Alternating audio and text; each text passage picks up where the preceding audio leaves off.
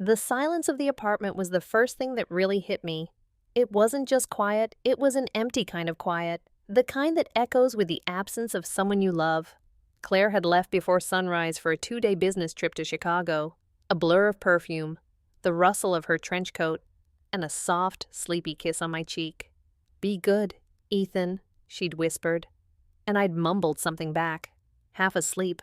Now, with the morning sun slanting through the blinds, her words felt like a premonition.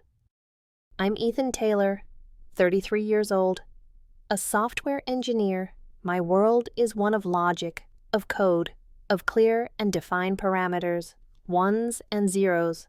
True or false, my life is structured, predictable. I love my wife, I have a good job, and I live in a nice 7th-floor apartment with a view of the city. By all accounts, I should be perfectly content.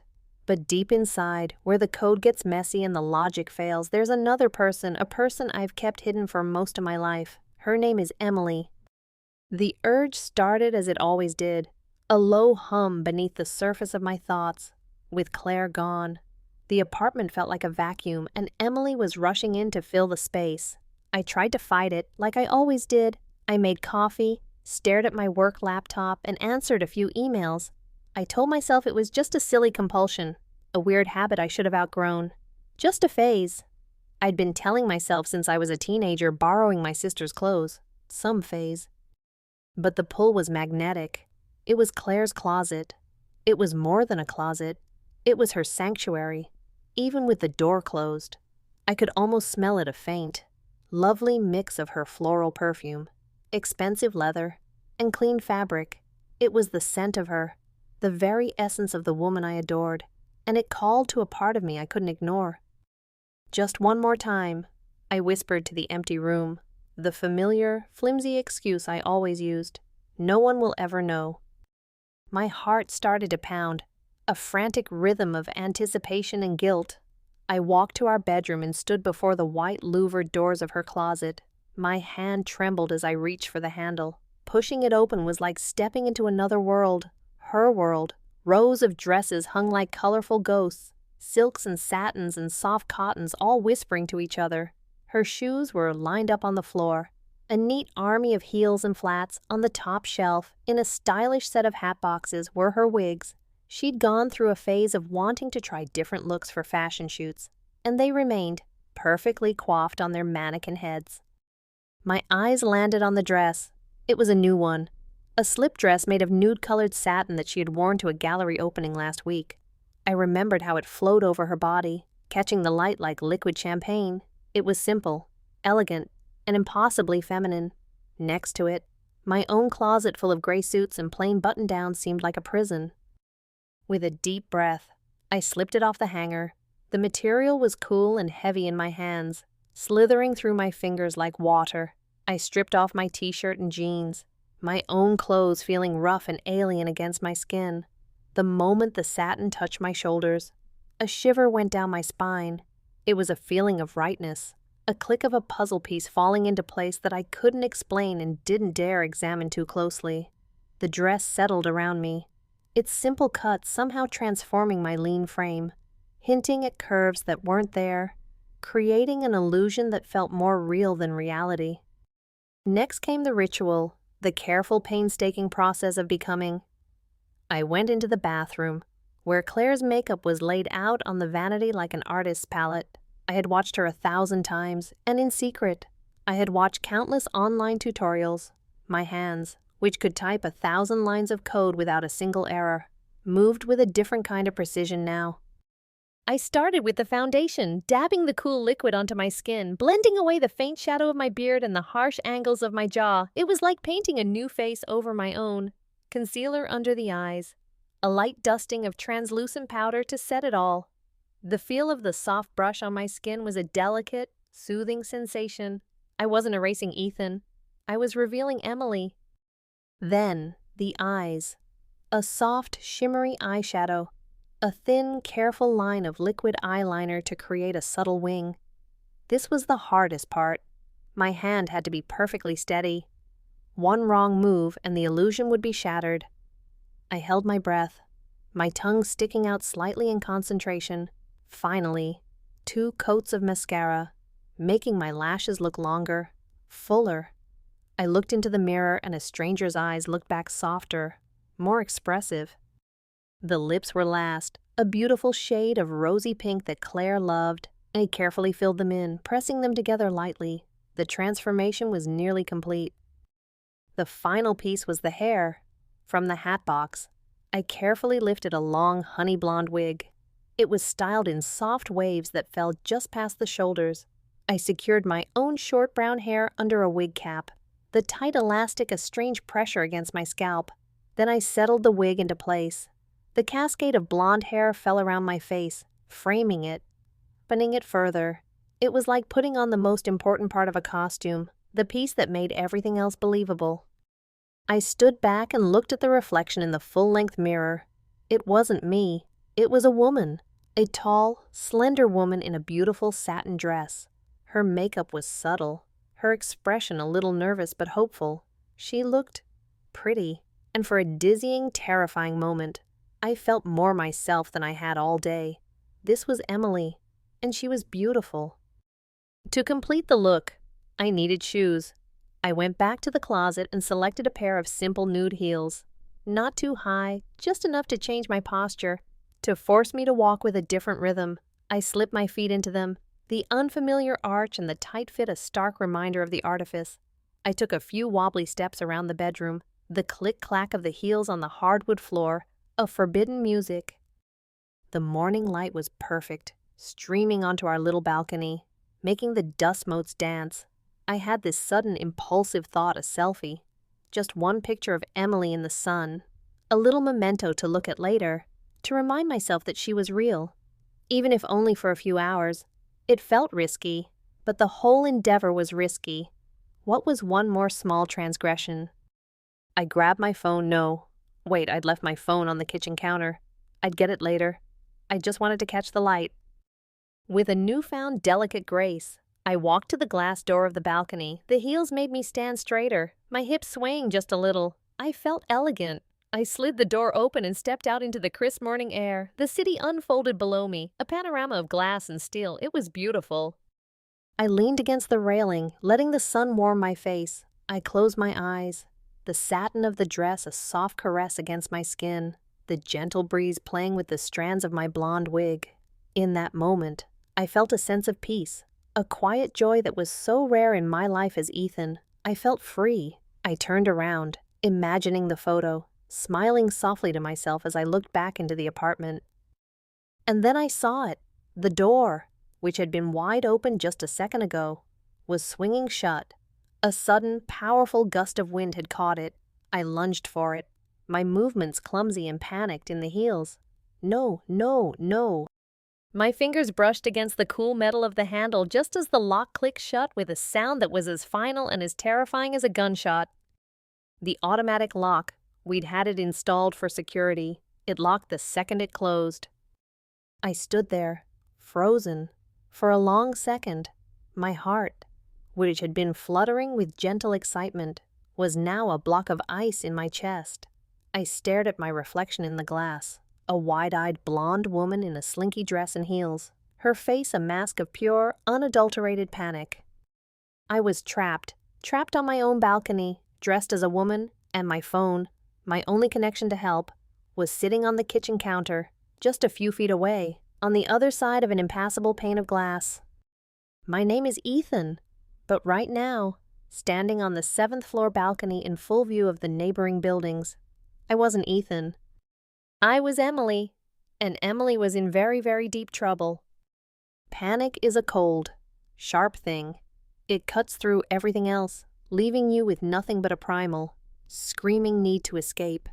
My first instinct was pure, unthinking desperation. I rattled the door handle, pulling and pushing with all my might. The solid click of the lock was my only answer. I banged on the glass, my fists making loud, pathetic thuds. "Hello, can anyone hear me?" My voice came out as a strangled croak. I tried to shout, but the sound caught in my throat, choked by fear. I pressed my face against the glass, peering into my own apartment.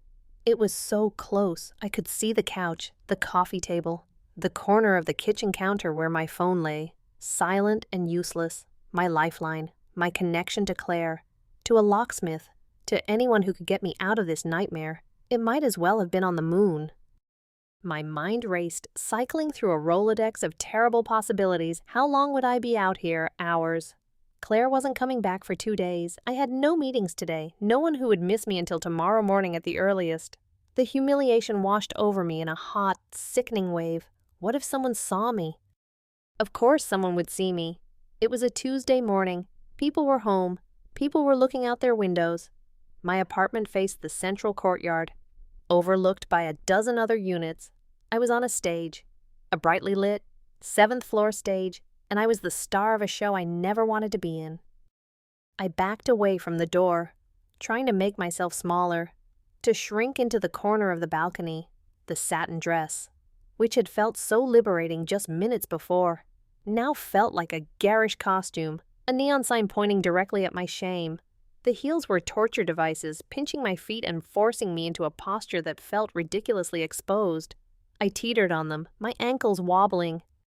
My eyes scanned the neighboring balconies, a few floors down. A man was watering his plants. He hadn't looked up yet. On the other side, an elderly woman was sitting in a rocking chair, reading a book. My heart hammered against my ribs. I had to get her attention. But how? What would I say? "Excuse me, ma'am," I called out, trying to pitch my voice higher, to sound like the woman I appeared to be. The sound that emerged was a strange, strained falsetto. It didn't sound like a woman. It sounded like a man doing a terrible impression of a woman. The woman looked up. She was small and grandmotherly, with a cloud of white hair and glasses perched on her nose. It was Mrs. Dalton from 6B. We'd exchanged pleasantries in the elevator a few times. She always had a kind, knowing smile. Right now, that smile was replaced with a look of polite concern. "Oh, my dear, are you all right up there?" Her voice floated up, surprisingly clear in the morning air. My mind went blank. Who was I? I couldn't say I was Ethan. Look at me. I was wearing a dress, makeup, a wig. The truth was impossible. I had to lie. The name came to me in a flash of desperate inspiration. "Yes, I think so," I stammered, focusing all my energy on keeping my voice soft and high. "My name is Emily. I'm a friend of Claire's. I seem to have locked myself out on the balcony." Mrs. Dalton's brow furrowed in sympathy. "Oh, you poor thing. Don't you worry one bit. Does Claire have a spare key with the building manager?" I don't know," I said, the lie compounding itself. "My phone is inside. I can't call anyone." "Stay right there, dear," she said, her voice full of calm authority. "I'll go down and get Mr. Peterson from the main office. He has a master key for all the units. He'll have you back inside in a jiffy." Relief, so potent it almost made my knees buckle, flooded through me. Mr. Peterson, of course, the building manager. He was a stern, no-nonsense man, but he was fair. He would open the door. The nightmare would be over. But then a new, colder wave of dread washed over the relief. Mr. Peterson knew me. He knew Ethan Taylor. He had my lease agreement, my driver's license photo on file. He would come up here expecting to find a friend of Claire's, and instead he would find me like this. The thought was mortifying. Wait, I called down to Mrs. Dalton. A new plan forming. A terrible, risky plan that was still better than the alternative. The thing is, the front door is deadbolted from the inside. A master key won't work on the deadbolt. Another lie. Tumbling out of me, our deadbolt wasn't engaged. Is there any other way?" Mrs. Dalton paused, thinking. "Well," she said slowly, "there is the old fire escape. It runs right down the side of the building. My balcony has a gate to it. You could climb down to my apartment and wait here." The fire escape. I looked over the railing. It was a rusty, skeletal metal staircase clinging to the brick wall. It looked ancient and rickety, and it was a 7-foot drop from my balcony railing down to the platform below, in a satin dress, in high heels. It was insane. It was also my only option. "Okay," I said, my voice trembling. "Okay, I'll do it." "Be careful, Emily," she called up. "Take your time." The next few minutes were a blur of terror and absurdity. First, the shoes had to go. I kicked them off, my bare feet cold against the concrete of the balcony. The dress was another problem. It was slinky, but not very stretchy. I hiked it up as far as it would go, bunching the expensive satin around my thighs, feeling utterly ridiculous. Getting over the railing was the hardest part. I swung one leg over, then the other, my heart trying to beat its way out of my chest, for a terrifying moment. I was perched on the thin metal bar, 7 stories up, the wind whipping the blonde wig around my face. I didn't dare look down. I lowered myself, my hands gripping the railing until my knuckles were white, my arms strained, the muscles in my back screaming in protest. Finally, my bare feet touched the cold, gritty metal of the fire escape platform. I landed with a jolt that rattled my teeth. I stood there for a second, breathing heavily, my body trembling with adrenaline. The climb down was even worse. The metal steps were narrow and slick with something I didn't want to identify. I held onto the railing with a death grip, taking each step with agonizing slowness. The dress kept getting tangled around my legs. The wig was slipping, the wind threatening to rip it from my head. I had to keep one hand on my scalp to hold it in place. It was a slow, clumsy, and deeply undignified descent. I felt like a circus clown in a disaster movie. Finally, after what felt like an eternity, I reached the 6th floor. Mrs. Dalton was waiting by the small gate that opened from her balcony onto the fire escape. She unlatched it with a reassuring smile. "There you are, dear. You're safe now. Come on in." I practically fell into her apartment, stumbling onto her plush living room rug. I was a mess. My wig was askew, my makeup was probably smudged, and the beautiful satin dress was wrinkled and dirty. I stood there, panting, my shame radiating off me in waves. "Oh, you poor child. You're shaking like a leaf," she said, her voice all warmth and concern. She guided me to a comfortable armchair. "You just sit right there and catch your breath. I'll make us a nice cup of tea." As she bustled off to the kitchen, I had a chance to look around. Her apartment was the mirror image of mine, but it felt completely different. It was cozy and lived in, filled with antique furniture, framed photos of grandchildren, and the faint, pleasant smell of cinnamon and old books. It was a safe place. But I didn't feel safe. I felt like an imposter, a fraud. Mrs. Dalton was being so kind to Emily, this damsel in distress she had rescued. She had no idea she was harboring her upstairs neighbor, Ethan, in a wig and a dress. I sat rigidly in the chair, my hands clasped tightly in my lap, trying to remember how to sit like a woman. Cross my legs, keep my knees together. My every movement felt clumsy and rehearsed. She returned with a tray holding a teapot, 2 delicate china cups, and a plate of shortbread cookies. She poured the tea, her movements practiced and graceful. "Here you are, dear. This will help with the shock." I took the cup, my hand shaking so much that the porcelain rattled against the saucer. "Thank you," I squeaked, my voice still unnaturally high. She sat down opposite me, her gaze gentle but incredibly sharp. I felt like she was looking right through me, peeling back the layers of makeup and satin and wig, right down to the terrified man underneath. She took a sip of her tea, her eyes never leaving my face. "So," she said, her voice soft and conversational, "you're a friend of Claire's." Yes, I lied, my throat dry. We went to college together." "That's funny," she mused, taking a small bite of a cookie. "I've lived here for 15 years. I know most of Claire's friends. I've never seen you before." My blood ran cold. She knew. Of course she knew. I wasn't a good actor. I was a software engineer in a dress. The silence stretched between us, thick with everything I wasn't saying. I stared down into my teacup, unable to meet her gaze. I could feel her watching me, her expression not angry or judgmental, but curious, perceptive. Just then a loud, firm knock echoed from her front door. Mrs. Dalton said, placing her teacup down. "That will be Mr. Peterson. I called him from my kitchen phone while the kettle was boiling. I told him my young friend Emily had an accident and was waiting here." My head snapped up, my eyes wide with a fresh surge of panic. Mr. Peterson, he was here. He was about to walk through that door and see me, the kindly old woman, the stern building manager. My secret was about to be exposed to the 2 people in the building I interacted with most. There was nowhere left to run. The act was over, my carefully constructed world. Both Ethan's and Emily's was about to come crashing down.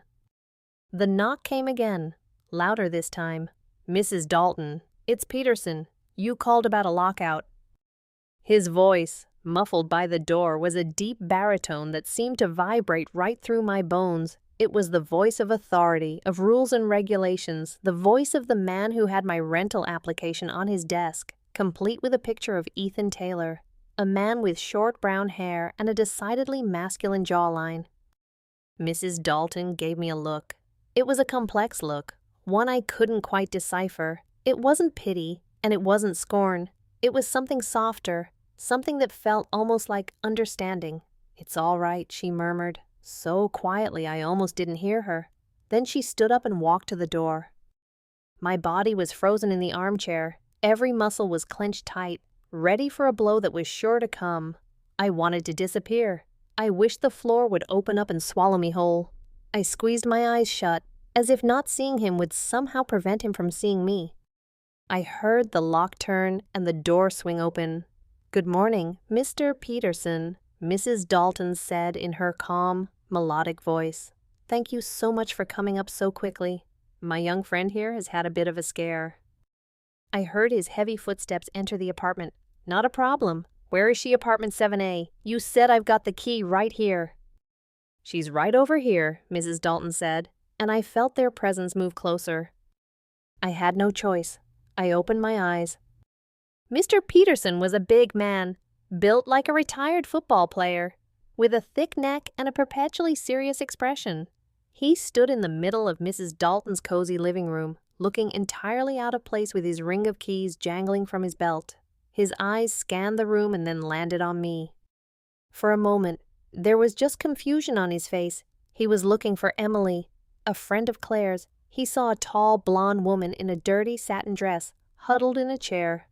But as he kept looking, the confusion slowly, agonizingly, began to curdle into recognition. His eyes narrowed slightly. He looked from my face to my hands, my large, unmistakably male hands, and then back to my face. I saw the exact moment the puzzle pieces clicked together in his mind. His jaw went slack. His eyes widened almost imperceptibly. He knew. He looked at me, sitting there in my ridiculous finery, and he saw Ethan Taylor. The silence in the room was absolute. It was so quiet I could hear the hum of the refrigerator in the kitchen, the distant sound of traffic from the street below. Mr. Peterson said nothing. Mrs. Dalton said nothing. They just stood there, looking at me, and I just sat there, looking back, my carefully constructed facade crumbling into dust around me. And then, something inside me broke. It started as a tremor in my chin, a hot stinging behind my eyes. I tried to fight it, to hold it back, but it was useless. A sob, raw and ugly, ripped its way out of my throat. It wasn't a delicate, feminine cry. It was the sound of a man's despair, a harsh, guttural sound that was completely at odds with the image I was presenting. The tears came then, hot and fast, streaming down my face, carving black tracks of mascara through my carefully applied foundation. I buried my face in my hands, my shoulders shaking uncontrollably. The shame was a physical weight, crushing me, suffocating me. It was over. My secret life, the only thing that made me feel whole, was exposed in the most humiliating way imaginable. I was a joke, a freak, a man in a dress, crying in his neighbor's apartment. "I'm sorry," I choked out between sobs, the words mangled and thick. "I'm so sorry." I waited for the laughter, the disgust, the order to get out. Instead, I felt a gentle hand on my shoulder. I looked up through my blurry, tear-filled vision to see Mrs. Dalton standing beside me. Her expression was one of profound sadness and empathy. "Oh, you poor, dear child," she said, her voice impossibly gentle. She pulled a handkerchief from the sleeve of her cardigan and began to softly dab at my ruined makeup. "There's nothing to be sorry for." I looked past her at Mr. Peterson. He was still standing by the door, his face unreadable. He hadn't moved. He just watched, his stern expression replaced by something I couldn't name. It wasn't disgust, it was quiet contemplation. I can explain," I stammered, trying to pull myself together, but how could I explain something I didn't fully understand myself? "You don't have to explain anything," Mrs. Dalton said softly. But I did. The words started tumbling out of me, a torrent of confession that I had held back for years. "I've been doing this since I was a kid," I said, my voice cracking. I'm not trying to be weird or hurt anyone. It's just, sometimes, being a man, being Ethan, it feels like I'm wearing a costume that's too tight. It's heavy. And when I become Emily, the weight is gone. I can breathe. It's the only time I feel like I'm really myself. I know it sounds crazy." My confession hung in the air, raw and vulnerable. I finally looked Mr. Peterson in the eye, bracing for his judgment. He cleared his throat, a low rumbling sound. He looked at Mrs. Dalton, then back at me. He took a step forward. "My youngest," he said, his voice surprisingly quiet. "My youngest is non-binary, goes by they. Took me a while to get it, a long while. The wife. She understood right away. Me. I'm a slow learner." He paused, looking down at the ring of keys in his hand. "But I got there. They're happy now. That's all that matters." He looked back up at me, and for the first time, I saw a flicker of kindness in his stern eyes. Everyone's got a right to feel comfortable in their own skin, son or daughter. Whatever feels right. He gave a small, awkward shrug. "Look, I'll go up and unlock your balcony door. You go on up when you're ready." This conversation never happened, as far as I'm concerned. I came up, fixed a lock for Mrs. Dalton's friend, and went back to my office. I stared at him, dumbfounded. I had expected ridicule, disgust, maybe even a threat of eviction. I had not expected this quiet, gruff, profound act of acceptance. "Thank you," I whispered, the words feeling utterly inadequate. He just nodded curtly, then turned and left, the door clicking softly shut behind him. I was alone with Mrs. Dalton again. I felt emotionally drained, hollowed out, but also lighter. The terrible weight of the secret had been lifted, if only for these two strangers. Mrs. Dalton sat back down in her chair. She reached across and took my hand. Her skin was soft and papery, her grip surprisingly firm. "Ethan," she said, using my name for the first time. Her voice was steady and kind. "That man is right, but I want to add something." She looked me directly in the eyes, and her gaze was so full of sincerity it made my heart ache. "The only thing wrong with what you're doing is that you feel you have to hide it. The only mistake here is that you haven't given yourself permission to love all the parts of who you are." She squeezed my hand. "There is nothing sick or broken about you. You are not a freak. You are just you. And Emily is a part of that, a beautiful part." Her words were a balm on a wound I didn't even know was festering so deeply. All my life, I had believed this part of me was something to be ashamed of, a deviant flaw that had to be suppressed. To hear someone, a virtual stranger, speak of it with such simple, uncomplicated acceptance was so revolutionary. I left her apartment a few minutes later. After she'd helped me clean up my face and given me a glass of water, I walked up the single flight of stairs, my bare feet silent on the hallway carpet. The balcony door was ajar, just as Mr. Peterson had promised. I stepped back into my own apartment, back into Ethan's world, but something had fundamentally shifted. The air felt different. I was still filled with a profound sense of shame, but underneath it, there was a tiny, fragile seed of something else, something that felt a little bit like relief, a little bit like hope. The immediate crisis was over, but the biggest challenge still lay ahead. In a few hours, Claire would be home, and I knew, with a certainty that chilled me to the bone, that I couldn't keep lying to her, not anymore. The hours leading up to Claire's return were the longest of my life. I moved through the apartment like a ghost, my own home feeling alien and unfamiliar. The first thing I did was strip off the dress. The satin, once a source of comfort and joy, now felt like evidence of a crime. I took off the wig, the makeup, every last trace of Emily, until Ethan was staring back at me from the mirror, looking pale and haunted. I put everything back in Claire's closet exactly where I found it, a desperate, futile attempt to turn back time, to erase the morning's events. But you can't erase a revelation. You can't unknow something about yourself. The confession I'd made in Mrs. Dalton's apartment had unlocked something in me. For the first time, I had said the words out loud. It's the only time I feel like I'm really myself. And I knew it was true. Hiding Emily away again felt like stuffing a part of my soul back into a dark, cramped box. I spent the afternoon pacing, my mind a whirlwind of fear and anxiety. How do you tell your wife, the woman you love more than anything, that you have a secret identity? How do you explain that sometimes you need to be someone else to feel like yourself? Every scenario I played out in my head ended in disaster confusion, disgust, betrayal. I imagined her packing a bag, her face cold and distant. I imagined her looking at me like I was a monster. The thought was so painful I could barely breathe. Part of me, the cowardly part, wanted to say nothing, to pretend it never happened. Mr. Peterson and Mrs. Dalton had promised to keep my secret. I could just go on as before, but I knew I couldn't. Their unexpected kindness had shown me that hiding wasn't living, and more importantly, my relationship with Claire was built on trust and honesty. Keeping this from her felt like a betrayal far greater than the act of cross-dressing itself.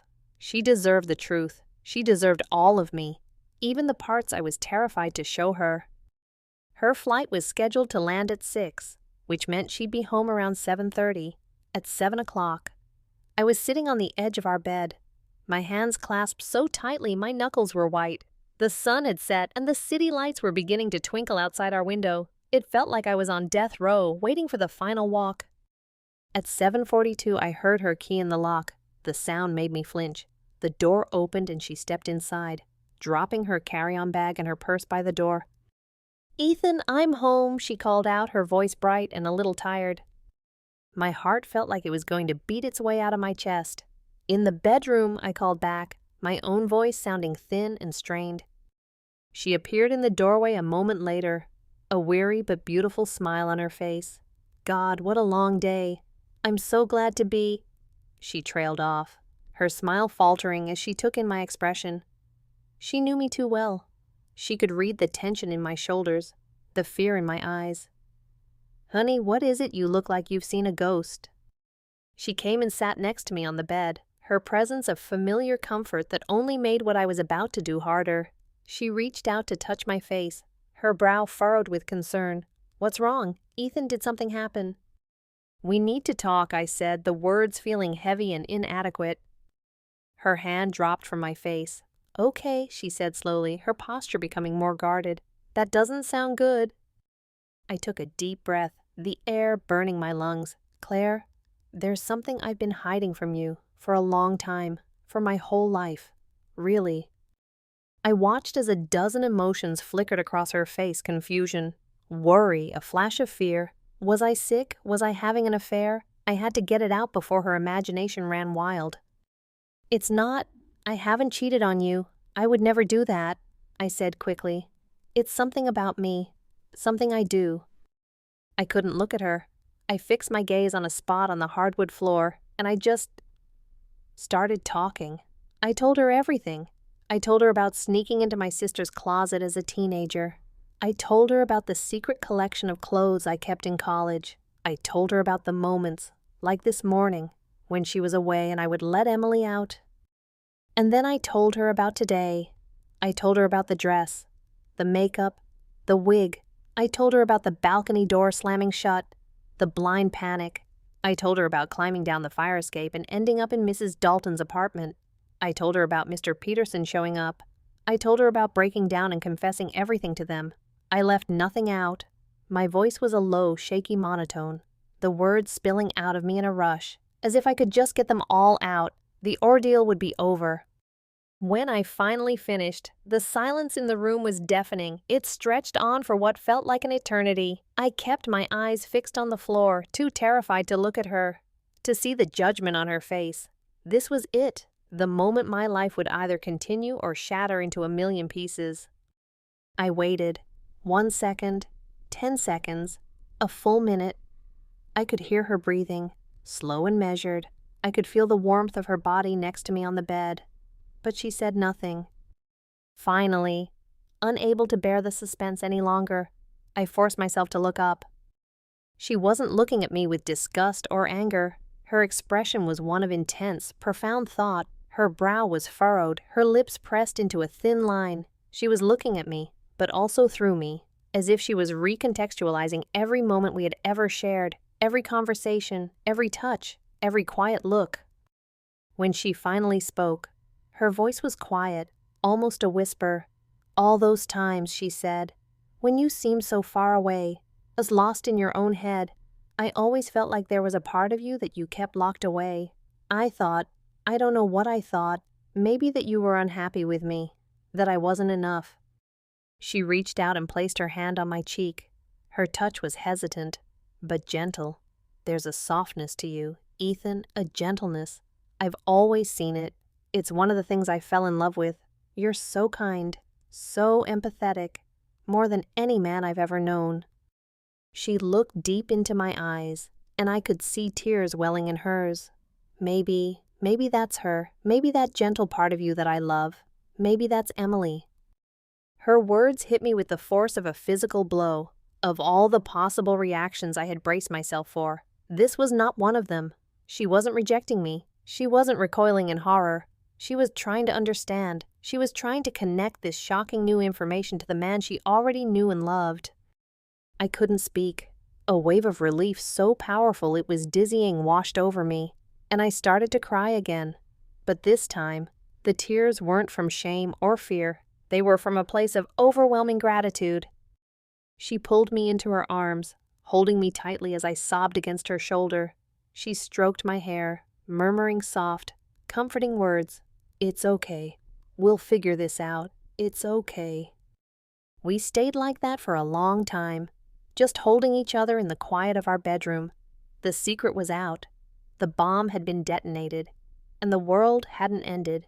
My life hadn't shattered. In fact, for the first time in my entire life, I felt completely, wholly seen by another person. A few days later, the atmosphere in the apartment was still a little fragile, like the air after a storm. We were tiptoeing around the subject, both of us unsure how to proceed. We knew a door had been opened, but we didn't know how to walk through it. Then, one evening, I came home from work to find Claire standing in front of her open closet. She turned to me, a small, tentative smile on her face. In her hands, she was holding a dress. It was a simple A-line dress made of a soft, deep blue jersey material. It was elegant and understated. "I was going through some things," she said softly. "I bought this a while ago, but the color never really suited me." She held it out to me. I think it would look beautiful on Emily." I stared at the dress, then at her face. Her expression was open, loving, and a little nervous. This wasn't just a dress, it was an invitation. It was an offer of acceptance so profound it took my breath away. She took a step closer, her voice dropping to a whisper. If you're ready, let me help you. Let me help her look truly beautiful." And in that moment, I knew that this wasn't the end of my story. It was the beginning. For the first time, Emily wouldn't be a shameful secret I indulged in alone in the dark. She would be stepping into the light, guided by the hand of the woman I loved. The first time Claire helped me become Emily was both terrifying and transformative. It was a Saturday afternoon, the light soft and forgiving. The blue dress she'd offered me was laid out on the bed like a sacred garment. It was one thing to borrow her clothes in secret, fueled by a mixture of adrenaline and guilt. It was another thing entirely to stand before her, vulnerable and exposed, and allow her into this deeply private part of my world. "Are you sure about this?" I asked, my voice barely a whisper. My hands were trembling. Claire came over and took my hands in hers. Her grip was firm, grounding. "I've never been more sure," she said, her eyes meeting mine in the mirror. "I love Ethan. I want to meet Emily." That simple sentence gave me the courage I needed. We started with the basics, just like I always did alone. But this time was different. Every step was a shared experience. When she helped me with the foundation, her touch was professional and steady, the way a makeup artist would handle a client. but it was also incredibly intimate. Her fingers, cool and gentle on my skin, were the same fingers that held my hand when we walked down the street, the same fingers I intertwined with my own every night. "Close your eyes, Pa," she'd murmur as she applied eyeshadow. I could feel the soft whisper of the brush on my eyelids, could smell the faint powdery scent of the makeup. Oh, she wasn't just applying cosmetics. She was revealing a new facet of me. "Okay, open." I would look, and my eyes seemed different, deeper, more expressive. She saw things I missed, like how a little bit of highlighter on my cheekbones could soften the planes of my face, or how a specific shade of lipstick could make my whole face seem brighter. She taught me about the architecture of a female form, things I had only guessed at. "You need to create the illusion of hips," she explained, pulling a padded garment from a bag. It was strange and clinical, but when I put it on under the dress, the silhouette it created was undeniably feminine. Then came a bra, filled with soft silicone inserts. The weight of them on my chest was a new and surprising sensation. It wasn't just about looking like a woman, it was about feeling the physical reality of it, the slight, unfamiliar pressure against my ribs. When I finally slipped on the blue dress, it felt different from any other time. It wasn't stolen or borrowed. It was a gift. It fit perfectly. The soft jersey draping gracefully, the A-line cut giving me a shape that was both new and felt strangely right. But the biggest challenge was movement. "You walk like a software engineer, honey," Claire teased gently. "All from the shoulders. You need to let your hips lead." She had me walk back and forth across our living room in a pair of low heels. "Don't stomp. Think of your foot rolling from heel to toe. Let your arms swing naturally. Relax your shoulders." It was like learning to walk all over again. My movements were stiff and awkward. I felt like a robot trying to imitate a human. "Watch me," she said. She walked across the room, and it was like watching a dance. There was a grace, a fluidity to her movements that was mesmerizing. Her hips swayed with an effortless rhythm. Her steps were light and purposeful. It was a language my body simply didn't know how to speak. We spent hours practicing. She taught me how to sit, not with my legs sprawled, but with my knees together or my legs crossed at the ankle. She showed me how to gesture with softer, more open hand movements. "And smile," she said. "Did not your big, goofy Ethan grin? A softer smile. Let it reach your eyes." Even my voice needed work. We spent an entire evening on it. "It's not just about pitch," she explained. "Men tend to speak from their chest, a monotone resonance. Women use more inflection, more melody. The voice rises and falls. It's more expressive." We practiced saying simple phrases, me trying to mimic her cadence. "Hello, it's so nice to meet you." My first attempt sounded ridiculous, a parody, but she was patient. Softer, more breath. Let the end of the sentence lift a little, slowly, painstakingly. A new voice began to emerge, a voice that was still mine, but lighter, more melodic. The voice of Emily. During those weeks, our apartment transformed into a sanctuary, a safe space for this incredible experiment. It was a strange and beautiful time. Our relationship, which I had been so afraid of shattering, was actually deepening. We were sharing a secret, but instead of being a source of shame, it became a source of intimacy. Sometimes we would laugh until we cried at my clumsy attempts to walk in heels. Other times, she would be applying my lipstick, our faces inches apart, and the air would grow thick with an emotion so tender it felt sacred. We were discovering each other all over again. My other guide on this journey was Mrs. Dalton. About a week after the incident, I worked up the courage to knock on her door. I went as Ethan, holding a small bouquet of flowers as a thank you. She opened the door with that same knowing smile.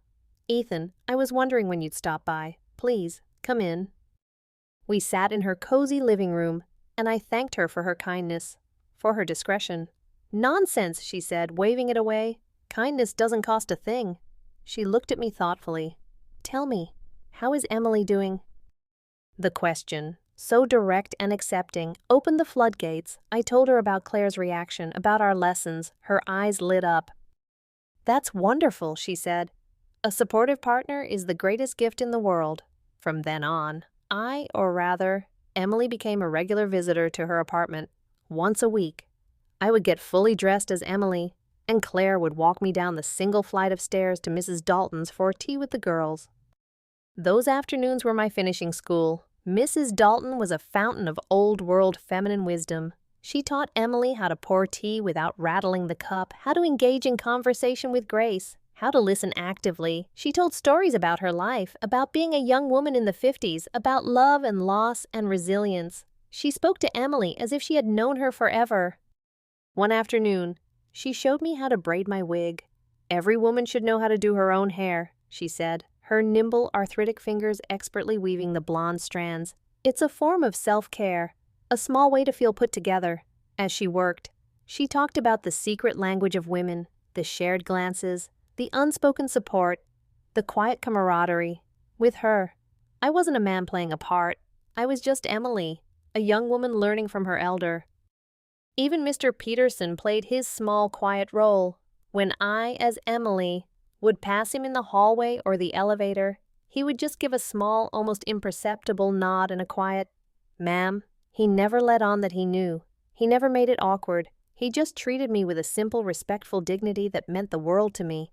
His quiet acceptance was proof that maybe, just maybe, the outside world wouldn't be as cruel as I had always feared. With each passing day, with each lesson from Claire and each cup of tea with Mrs. Dalton, Emily grew stronger, more confident. The line between Ethan and Emily began to blur. It wasn't about putting on a costume anymore. It was about allowing a part of my own soul to finally have a voice, a face, a name. I'd look in the mirror and see Emily looking back, and she was no longer a nervous, frightened stranger. Her eyes held a new confidence. Her smile was genuine.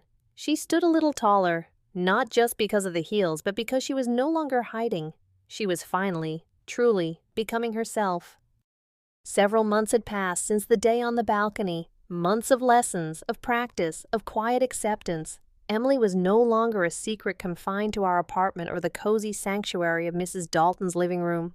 She was a fully formed person, with her own voice, her own walk, her own style, but she had never been tested in the real world, among our friends, the people who only knew me as Ethan.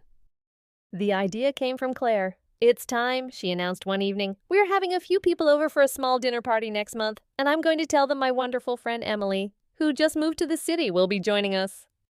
My blood ran cold. No, I can't. They'll know.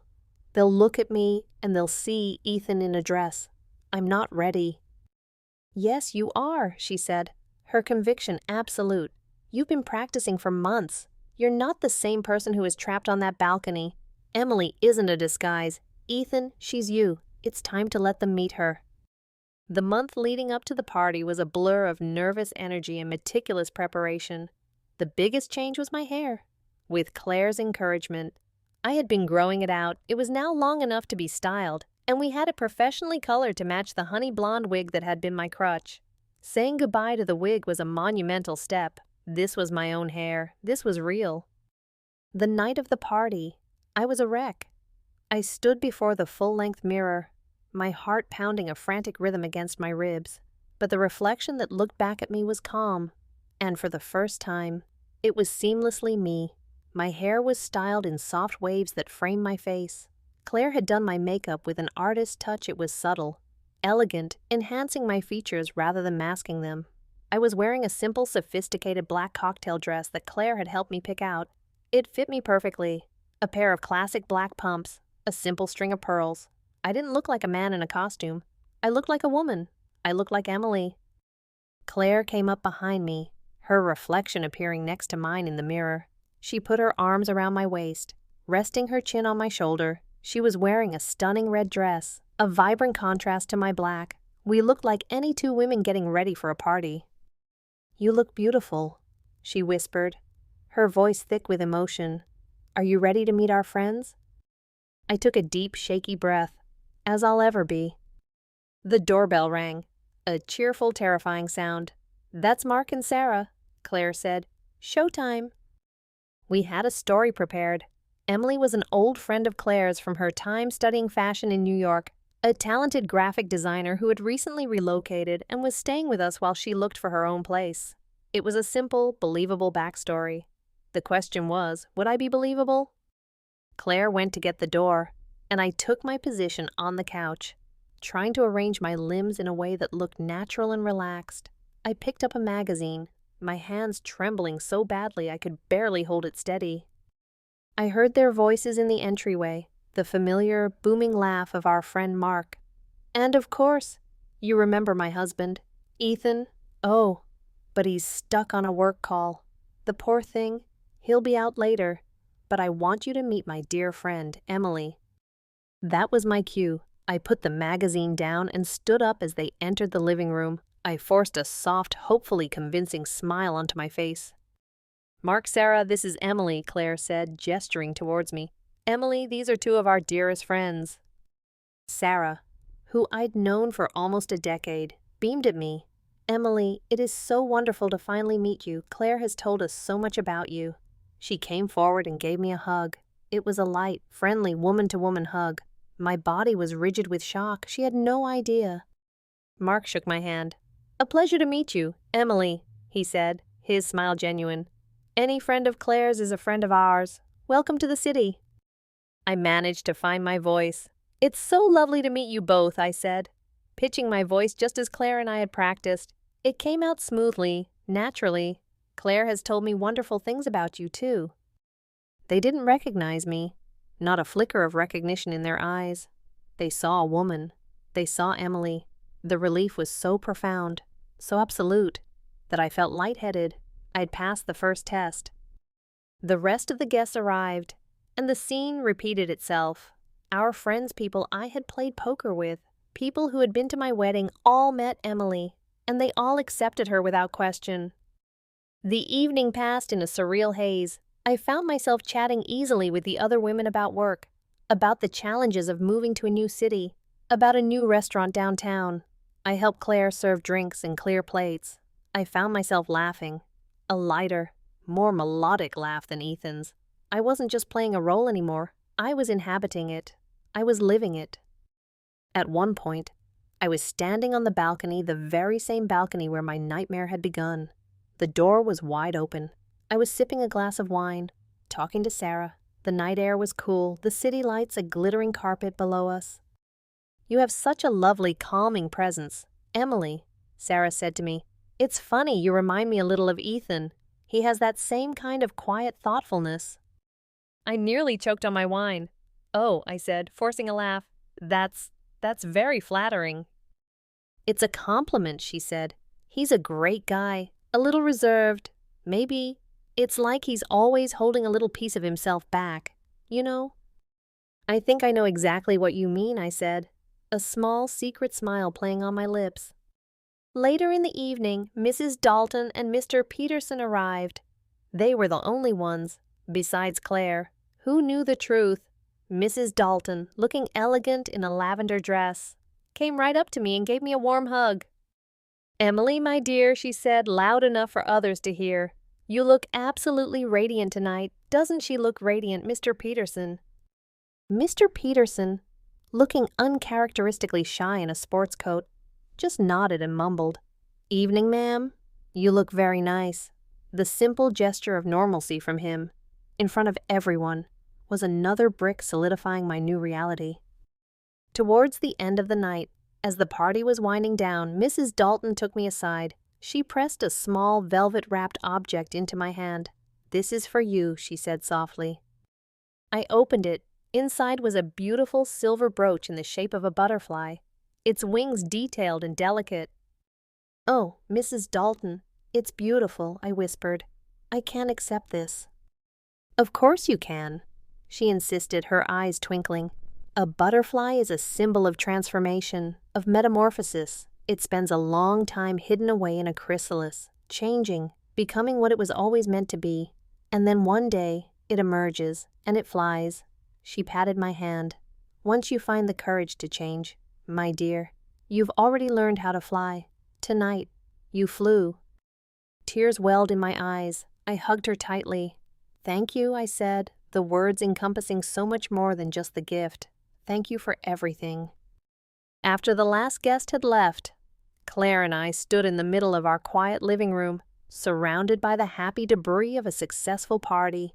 She came over to me, her eyes shining with pride and love. "So," she said, a wide smile spreading across her face, "how does it feel, Emily?" I looked down at my hands, at the delicate butterfly brooch, then back at her. A genuine, unforced smile bloomed on my face. I reached out and took her hand, our fingers lacing together perfectly. "It feels," I said, my voice clear and steady, "like I'm finally home." She leaned in and kissed me, a soft, tender kiss.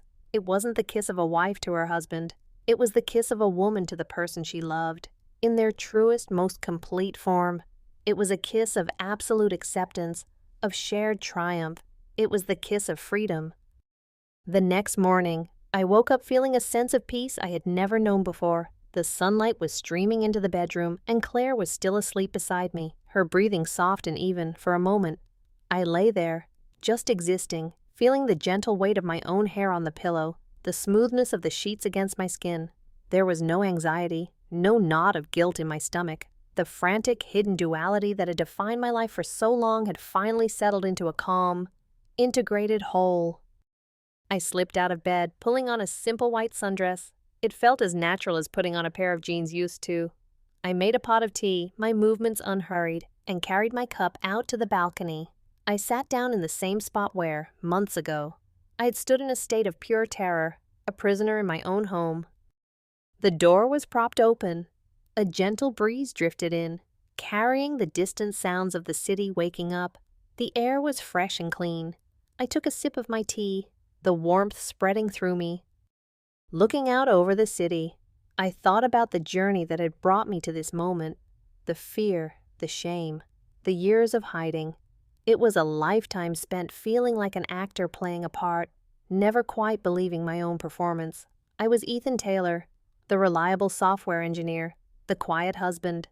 I had played the part well, but it was always a costume. The irony was that I had needed to put on a different costume, a dress, a wig, a layer of makeup to finally feel like I could take mine off. The locked door. It had been my greatest fear, the catalyst for the most humiliating and terrifying day of my life.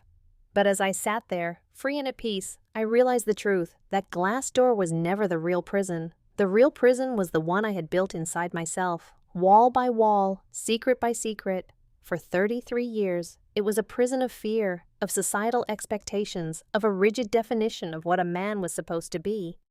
The day I got locked out on the balcony, I thought I was trapped outside, but now I knew that all those years, the real me, the whole me, had been trapped inside. Emily wasn't a separate person, an escape, or a disguise. She was me. She was the gentleness Claire had always loved. She was the empathy, the creativity, the quiet part of my soul that my life as Ethan had no room for. She was the part of me that appreciated the beauty of a satin dress, the artistry of makeup, the simple grace of a shared cup of tea. Denying her was denying the most authentic part of myself. Mrs. Dalton's butterfly brooch was on the small table beside me, its silver wings catching the morning light. A butterfly doesn't become a butterfly. It was always a butterfly, even when it was a caterpillar, even when it was hidden away in the chrysalis. The change was just a revealing of its true nature. A soft sound made me turn. Claire was standing in the doorway, a gentle smile on her face. She came and sat next to me, leaning her head on my shoulder. We sat in comfortable silence for a while, watching the city below. "What are you thinking about?" she asked softly. I looked at her, my heart swelling with a love and gratitude so immense I could barely contain it. "I was just thinking," I said, my voice Emily's voice, my voice calm and clear in the morning air. That day, I was locked outside, but the truth is, I was the one who had been locked inside for all those years. She squeezed my hand. "Well," she said, her eyes full of love, "you're not locked in anymore." And she was right. I wasn't Ethan or Emily. I was just me, a person finally complete, finally whole. The door was open, the sun was shining, and for the first time in my life, I was truly, completely, and utterly free.